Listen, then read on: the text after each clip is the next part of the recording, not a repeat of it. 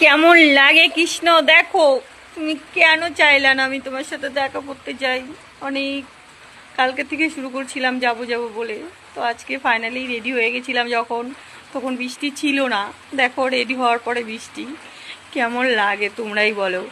তুমি কি চাও না কৃষ্ণ আমি তোমার সাথে দেখা করি?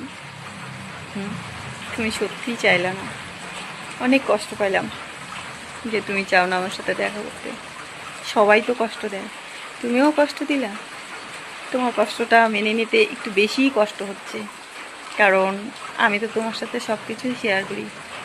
আমি তোমাকে অনেক অনেক ভালোবাসি কৃষ্ণ, অনেক, নিজের জীবনের চাইতে। তোমার সাথে যেটা শেয়ার করি সেটা কারোর সাথেই শেয়ার করা যায় না। তাই ভাবছিলাম আজকে তোমার সাথে সামনাসামনি দেখা করি, আরও কিছু কথা আছে বলবো, কিন্তু তুমি শুনতে চাও না, দেখাও করতে চাও না। ঠিক আছে, তুমি যেদিন চাইবে আমি সেদিনে দেখা করবো। তো আমি বলছি তুমি ভালো থেকো, সবাইকে ভালো রেখো।